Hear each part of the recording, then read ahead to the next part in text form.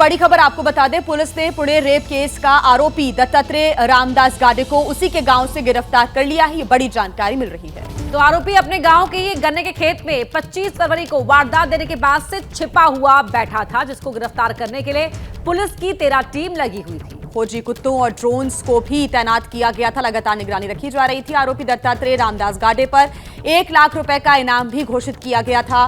Police को आरोपी की लोकेशंस उसके गांव में ही मिल रही थी और उसके बाद पुलिस ने गांव के खेतों में जाकर तलाशी ली, जहां से उसे एक गन्ने के खेत से गिरफ्तार किया गया।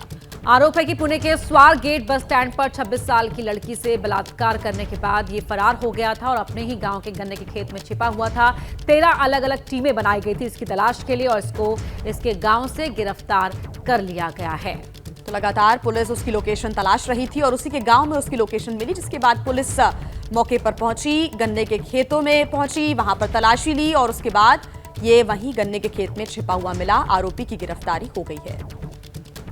पुलिस 2 दिन पिछले उसको ढूंढ रही थी, उसी के गांव में वो आया था और पुलिस की जो ये इंफॉर्मेशन है वो अब सच निकली और पुलिस ने उसी गांव में से अब उसे गिरफ्तार कर लिया है। शिरूर गांव में करीबन पिछले 2 दिन से पुलिस यहाँ पर है। करीबन 100 से ज्यादा पुलिस होंगी। उसी के साथ इधर डॉग स्क्वाड था, ड्रोन कैमरा और आखिर में आज रात को पुलिस ने उसको गिरफ्तार कर लिया है। वहीं आरोपी की गिरफ्तारी पर पुणे के डीसी क्राइम से हमारे संवाददाता मिकी घई ने बात की, सुनिए। हमारे साथ डीसीपी सर है।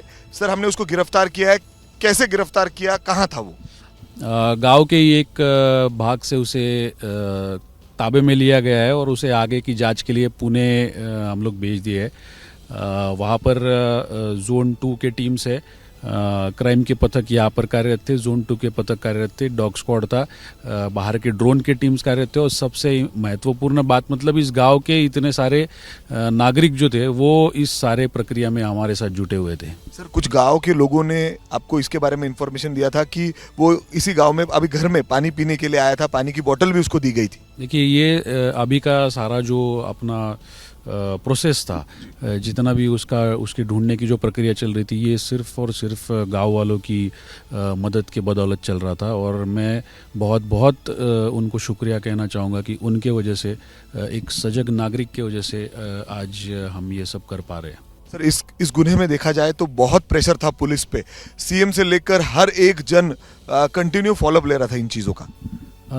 बिल्कुल ऐसा कह सकते हैं। ये इस प्रकार के जो गुन्हे होते, ये सोसाइटी के अगेंस्ट किए गए संगीन गुनों में से, तो इसलिए सबकी ये कोशिश रहती है कि जल्द से जल्द आरोपी पकड़ा जाए और जल्द से जल्द उसका इन्वेस्टिगेशन कंप्लीट करके उसे सजा हो।